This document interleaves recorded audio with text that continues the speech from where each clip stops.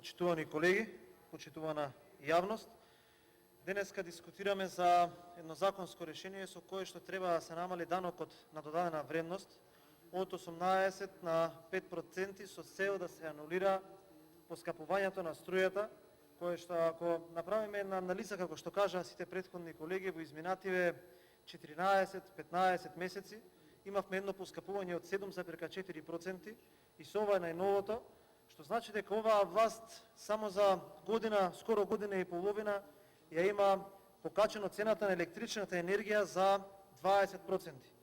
Ние, како опозиција, го понудивме ова решение уште пред неколку месеци и доколку го прифатевте, работите сега ќе беа доста поинакви, но добро е што и со неколку месечно задоцнување ги прифаќате овие идеи кои што ги дава опозицијата, но сепак ќе беше уште подобро да ги прифатите и двата амандмани кои што ги понудивме и на Комисијата за финансирање и буџет. Имено народот мора да знае зашто ќе плаќа поскапа електрична енергија. Тоа е, би кажал, резултат на едно недомаќинско работење на оние институции кои што се задолжени за електричната енергија во Република Македонија. Тоа не е резултат како што би било одредено покачување на цената на нафтата или на тој енерген заради меѓународните движења на пазарите, туку тоа е, како што кажав, резултат само и само на недомаќинското работење на тие две институции кои што се клучни во енергетскиот сектор во Република Македонија. Го кажаа тоа доста колеги, што ќе го кажам и јас, дека еден ден, само еден ден пред напуштањето на власта, тие две институции имале доста солиден плюс на своите сметки, а сега се двете загубари. Елем должи 16,8 милиони евра, а додека МЕПСО 6 милиони евра, што значи дека тие две предпријатија имаат акумулиран дефицит од 22,8 милиони евра. Сега се поставува прашањето зошто по само 4 години од институции кои што се најсилни финансиски се доведени во оваа ситуација. Колку и да се нервирате, сепак мораме да бидеме реални и искрени. Прво, како поскапува цената на електричната енергија? Тие кои што ја произведуваат и оние кои што ја трансферираат, поднесуваат преставка до регулаторната комисија со покачување на цените на нивниот дел.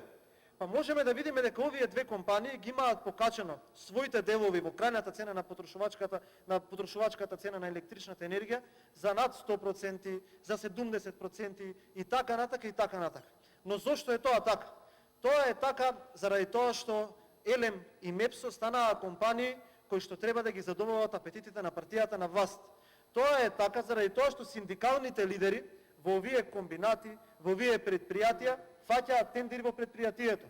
Па така, оној синдикален лидер на комбинатот РЕК минатата година фатил 11 тендери, а оваа година за само 6 месеци фатил 9 тендери. Што значи дека има позитивна тенденција на фирмата на човекот и веројатно под тоа подразбирате дека можете повеќе и дека можете подобро и дека така ги помагате предпријатијата во Република Македонија.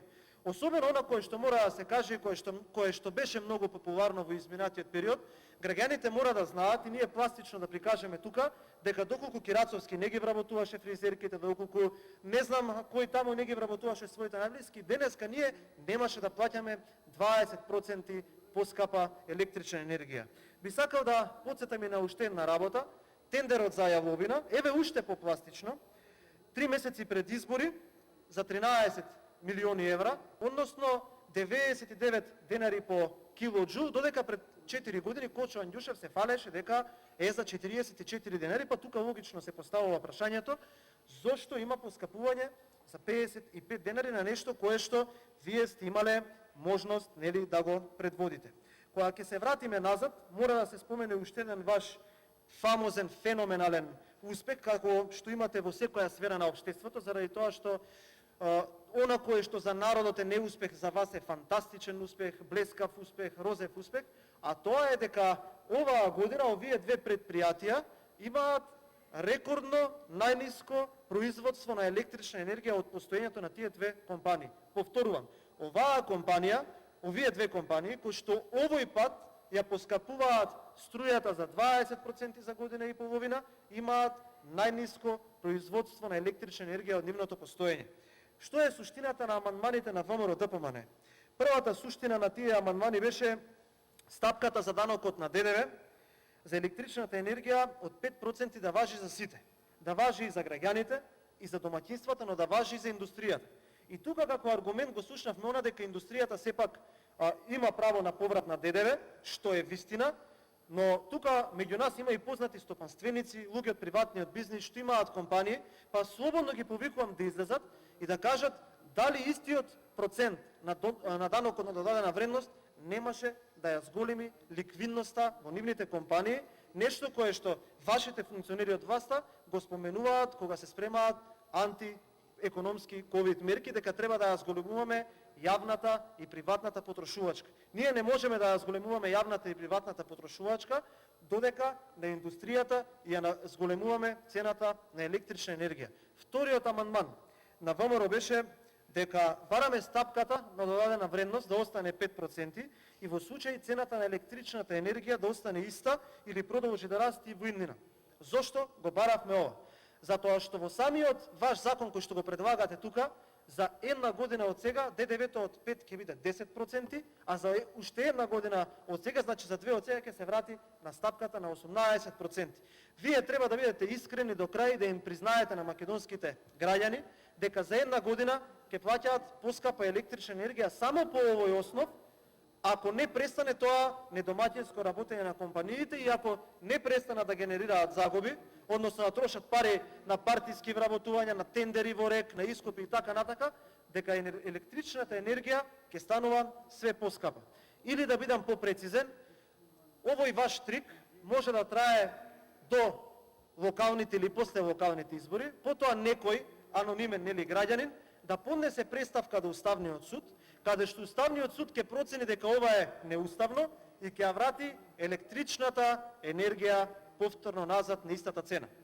Од вашите институции велат дека ваквиот закон, ваквото предлог законско решение ќе генерира загуба од 33 милиони евра во буџетот и дека државата е спремна тоа да го поднесе.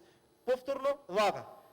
За сметка на овие 33 милиони евра, вие сакате да ја покачите таксата на горивата за 4,15 денари и ќе генерирате плюс од над 33 милиони евра. Значи не давате, туку повторно му зимате на народот.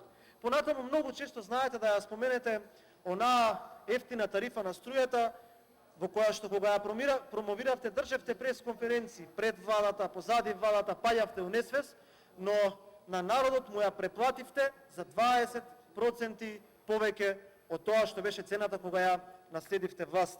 Она кое што вреди да се напомене, она кое што треба да се каже, затоа што сметам дека е коректно, кога ќе не прашате добро вие што ќе направевте, јас ќе ви одговорам дека прво требаше да ги следиме трендовите во околината, да видиме каква е цената на електричната енергија во околина, во нашата околина.